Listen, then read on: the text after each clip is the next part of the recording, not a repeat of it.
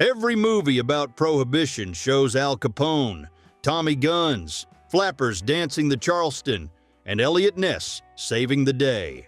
I'm gonna show you 27 facts about what the period was really like that don't appear in any of those movies. Not because filmmakers didn't know, but because the truth is infinitely more disturbing, more ironic, and stranger than anything Hollywood would have the guts to show. Fact 1. Prohibition was passed by people who kept drinking. Here's an irony few people know. In 1917, when Congress passed the 18th Amendment, several senators who voted yes had already built up their own private liquor reserves at home, stockpiles big enough to last through all 13 years of Prohibition. The most famous case was President Warren Harding. He voted for Prohibition as a senator, but kept a well-stocked bar inside the White House between 1921 and 1923. When the press demanded an explanation, the answer was simple. The whiskey had been bought before 1920.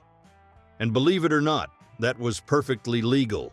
The amendment banned making, transporting, and selling alcohol, but it never banned keeping it at home. In other words, if you were already rich before it started, you could keep raising a glass without a problem. Fact 2. Prohibition was created to target immigrants, not alcohol.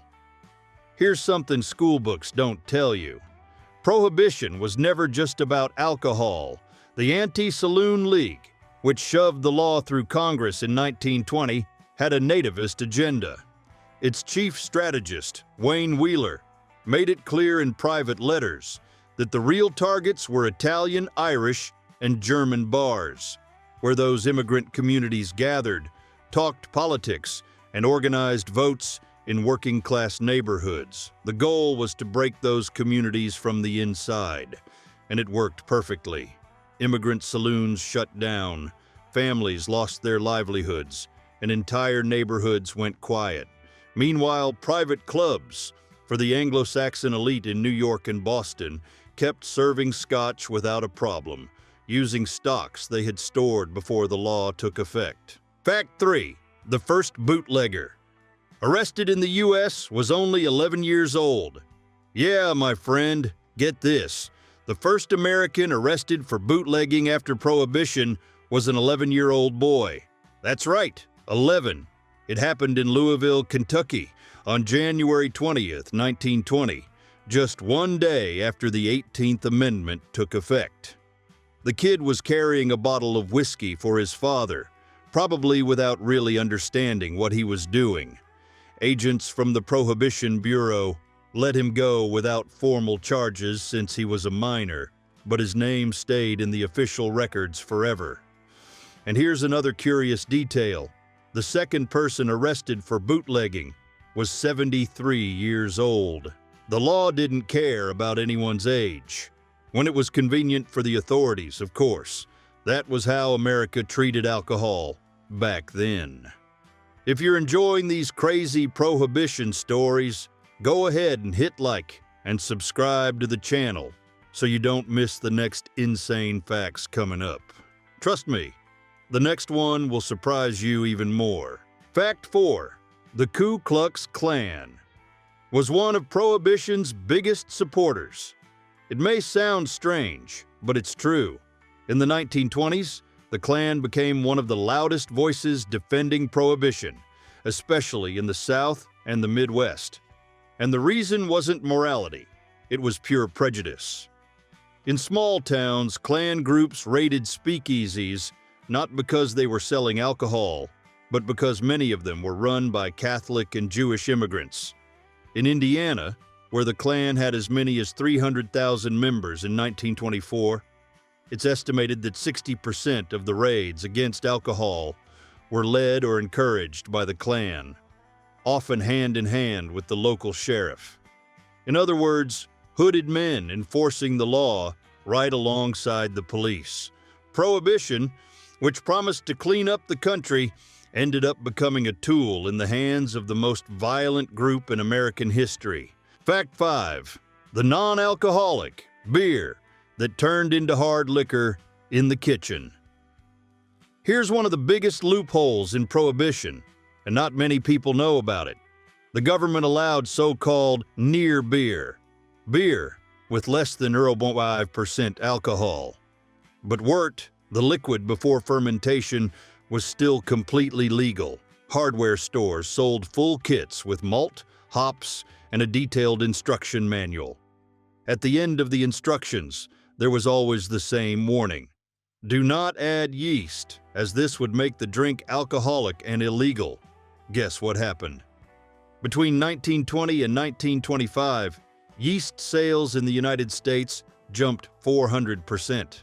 Store owners pretended not to notice, customers pretended not to understand, and the basement of every house turned into a little brewery. The law tried to shut the front door, but forgot to lock the back window. Fact 6. The grapes that beat Prohibition with a label. When Prohibition took effect in 1920, few people imagined the loophole that would come next.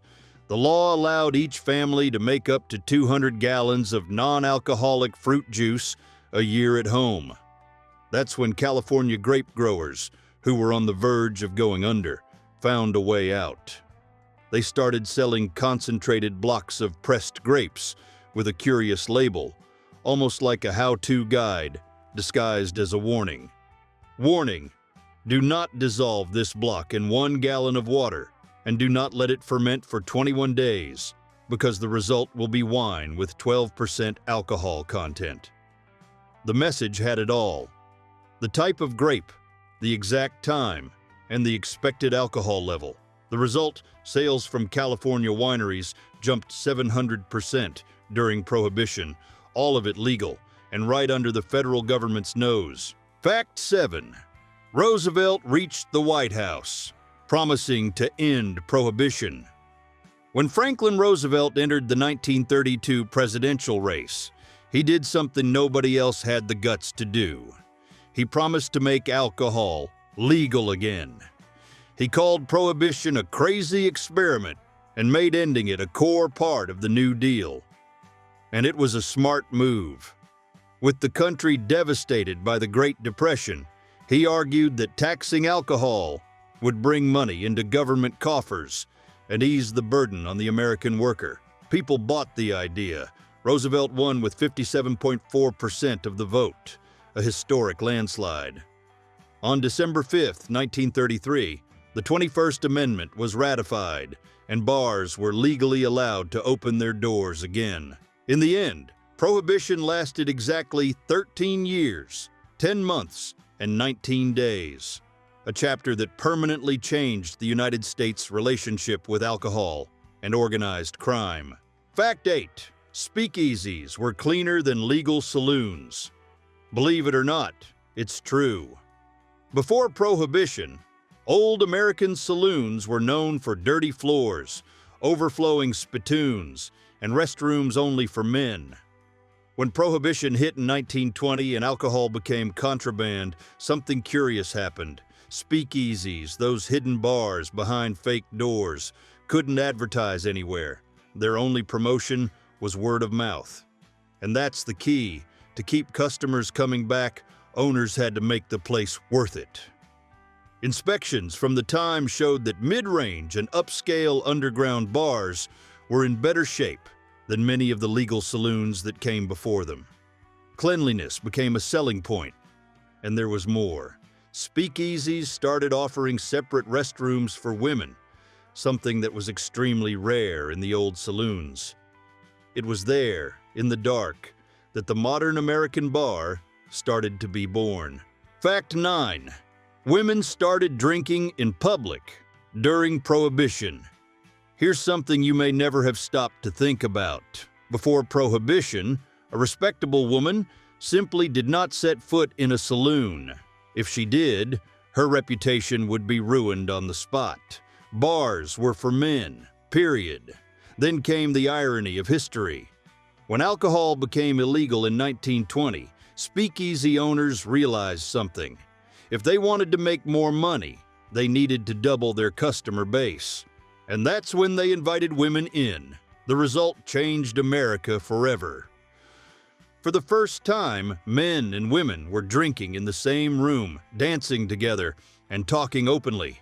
The law that was supposed to end drinking ended up opening bar doors to women. Without meaning to, the government created the biggest social revolution between the sexes the country had ever seen. Fact 10. The U.S. government itself threw in the towel in 1927. Here's a story not many people know. In 1927, the Prohibition Bureau, the federal agency in charge of enforcing prohibition, wrote an internal report marked confidential. And what was in it? An admission that the law simply wasn't working in the big cities. The agents themselves estimated that just to bring New York under control, they would need 15,000 men working full-time. More people than the United States sent to the trenches in World War I. The following year, someone leaked the document to the New York World, which published the whole thing, word for word. And do you know what happened after that? Absolutely nothing. Washington pretended not to notice, and the law stayed on the books for 5 more years. Fact 11. Al Capone moved more money than a lot of American cities, and none of it was on the books. Here's one that'll leave you speechless. Back in 1911, at the height of Al Capone's empire in Chicago, his organization was bringing in about $60 million a year. But here's the strange part. Estimates say more than $75 million went out in bribes. That's right, more than he officially took in. That money went into the pockets of police officers, judges, city councilmen, and mayors. And here's the part few people talk about. Many of those corrupt officials came from poor immigrant neighborhoods and ended up funneling part of that money back into their own communities, paying widows' bills, buying food, and covering rent. Decades later, economists gave this a name: redistribution through corruption. It's strange to think that crime, in a way, was helping support honest families. Fact 12. The end of Prohibition wasn't about morality, it was about money. Look, everyone thinks Prohibition ended because the country finally came to its senses about alcohol. That's not really what happened. In December 1933, when the 21st Amendment was passed, Uncle Sam was broke. The Great Depression had drained the Treasury, and the federal government was running a $2.6 billion deficit. Making alcohol legal and taxing it again meant hundreds of millions flowing into government coffers overnight. Morality, that took a back seat. Roosevelt went straight to Congress and said it plainly: "We need this revenue." Yeah, my friend, 13 years of banning whiskey, filling up jails, and making Capone's mafia richer. And in the end, what reopened the bar was the bank account, not the conscience. Fact 13. Nuns could legally make wine during Prohibition. Here's one not many people know. When Prohibition took effect in 1920, the government left a huge loophole. Sacramental wine, used in religious ceremonies, was still allowed. Convents, monasteries, and parishes could produce and distribute it without any trouble with the law. And look what happened. Between 1920 and 1933, sacramental wine production shot up 800,000%.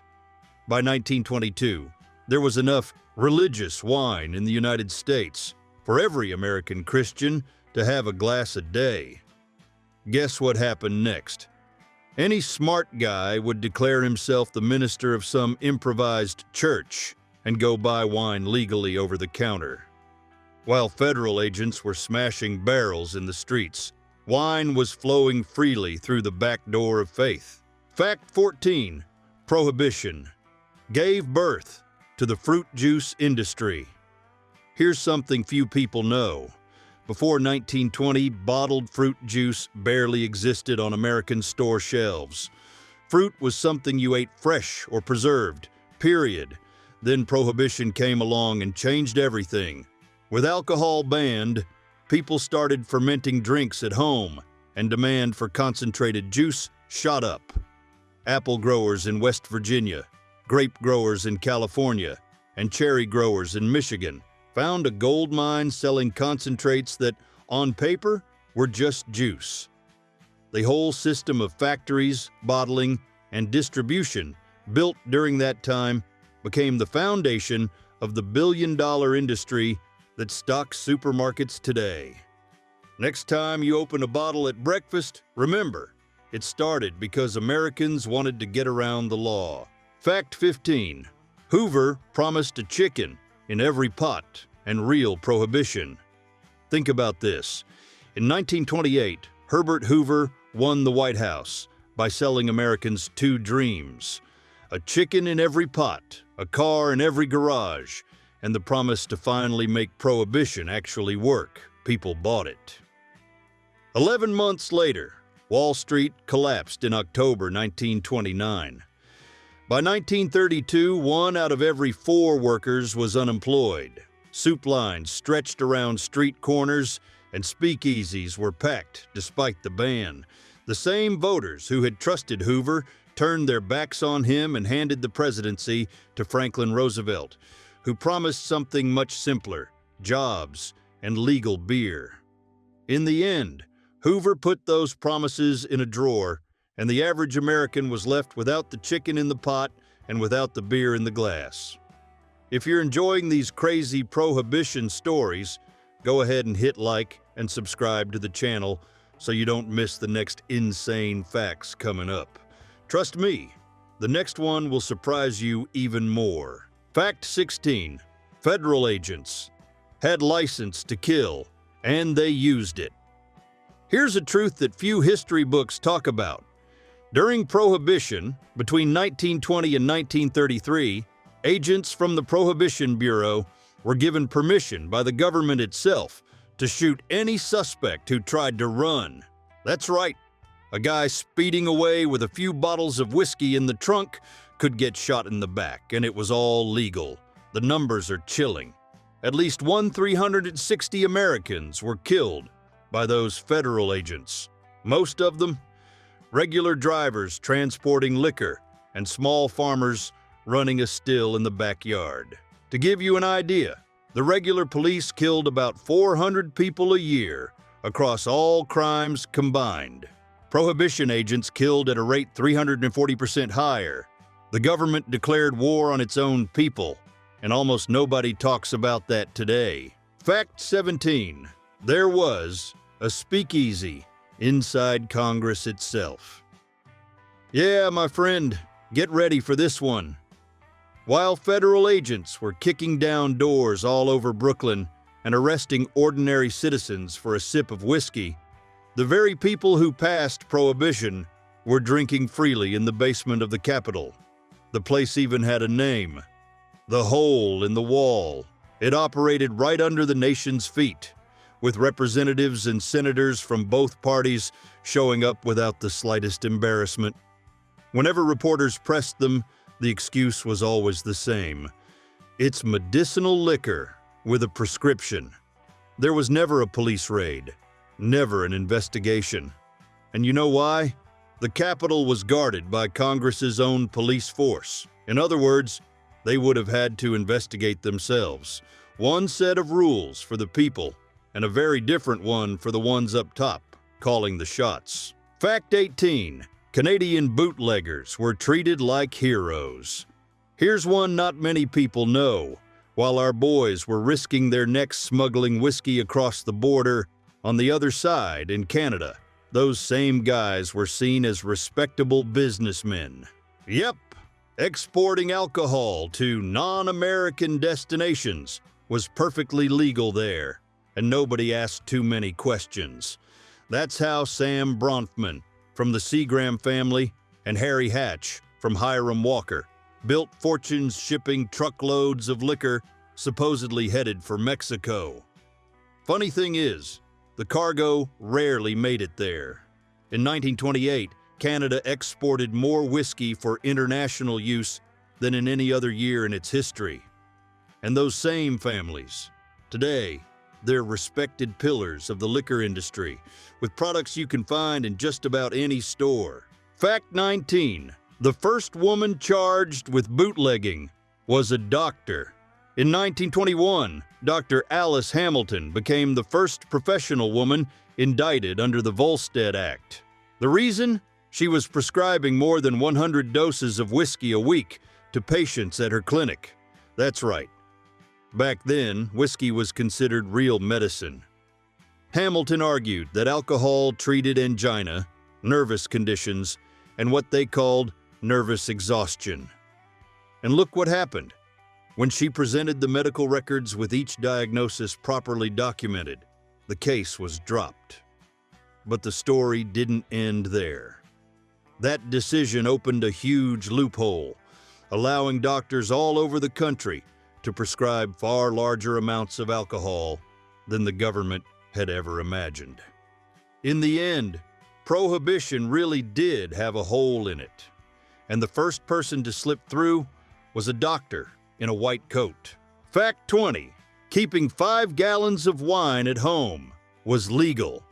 Here's one of those twists almost nobody knows about Prohibition. Get this. While the police were smashing barrels in the streets, federal law allowed each family to produce up to 200 gallons a year of non-intoxicating fermented fruit juice. Translated from legal jargon, homemade wine, plain and simple. The government bet that the phrase non-intoxicating would keep things under control, but it opened a loophole big enough to drive a truck through. In Italian and Jewish neighborhoods in New York, Chicago, and San Francisco, where making wine at home was already a tradition passed down from one generation to the next. Prohibition ended up being a gift. Consumption in those communities went up, not down. In the end, the ban that was supposed to dry out America turned immigrant kitchens into small legal wineries. Fact 21. Jazz only became a national craze. Because of Prohibition, few people remember this, but jazz already existed before Prohibition. It was born in New Orleans around 1910, in neighborhoods where music was everywhere. The problem was that nobody outside that region paid much attention to it.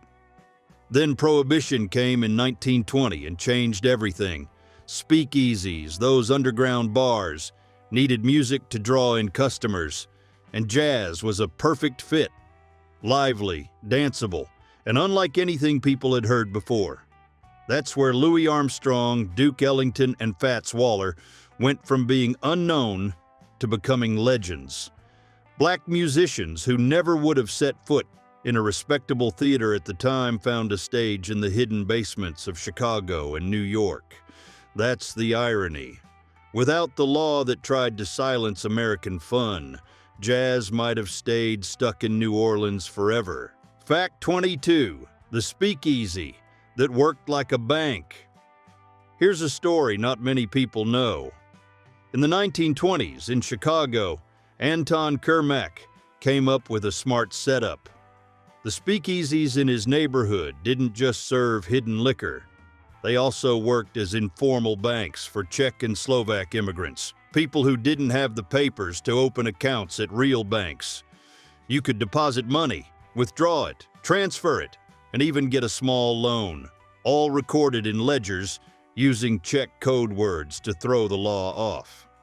When Cermak became mayor in 1931, that network became the backbone of his political power in the city. But the story ended badly. In 1933, he was shot and killed in an attack that many believe was actually meant for President Roosevelt. One man, two worlds, and a secret hidden inside a speakeasy. Fact 23. The Prohibition Paradox nobody told you about. Here's something that'll make you rethink everything you know about Prohibition. When federal prohibition kicked in 1920, 33 states already had their own dry laws in place for years, some going back as far as 1910.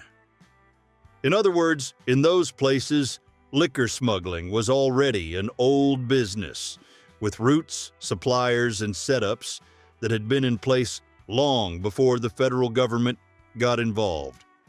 Washington didn't invent bootlegging. It just slapped a federal stamp on a crime that was already thriving.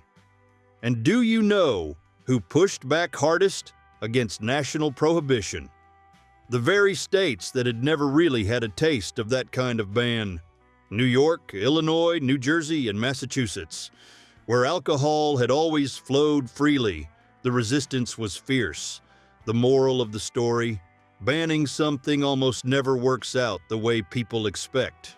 Fact 24. Wealthy women fought for prohibition and were the first to break it. Here's a twist that few history books get right. In the years before 1920, it was upper-class ladies and suffragists who shoved prohibition through Congress. To them, the saloon was the villain, a place of drunk husbands, lost wages, and ruined families.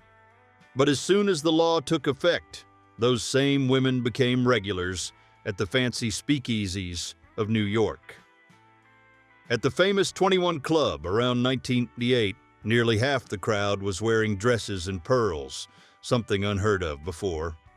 Before Prohibition, a respectable woman didn't walk into a bar. After it, drinking became a symbol of freedom.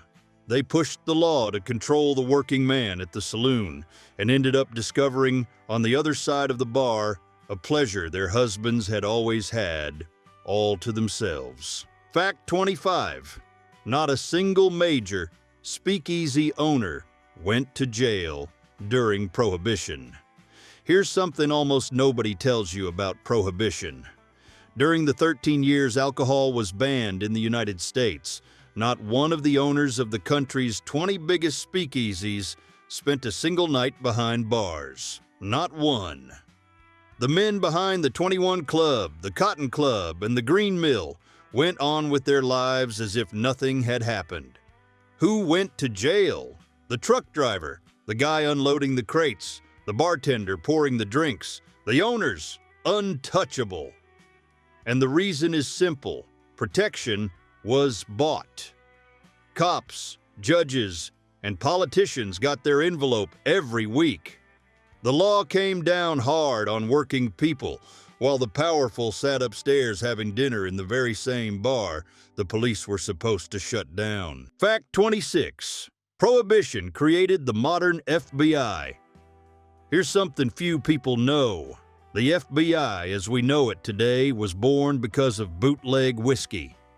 In 1924, J. Edgar Hoover took over the old Bureau of Investigation right in the middle of Prohibition. The country was overrun by gangs moving alcohol from coast to coast, crossing state lines like it was nothing. Local police couldn't handle it. So that's when the federal government stepped in hard. Hoover built fingerprint files, trained agents, created laboratories, and turned a small office into a national investigative machine. Every modern criminal hunting technique came out of that era. Without the bootleggers, without Capone, without all that chaos in the 1920s, the FBI we see in movies and on the news simply wouldn't exist the way it does today. Fact 27. The end of Prohibition brought more nostalgia than celebration. When the 21st Amendment passed in December 1933, a lot of people expected speakeasy owners to be popping champagne. But the opposite happened. Many of them stayed quiet, almost like they were in mourning. Think about it. For 13 years, they had built an entire world in the shadows, with passwords at the door, loyal customers, and that sense of adventure no ordinary bar could offer. Then suddenly, all of it was gone. Jack Legs Diamond, one of New York's best-known bootleggers, summed it up to a reporter in 1932. When Prohibition ended, the business would end with it, and it had been the most alive he had ever felt doing any kind of work.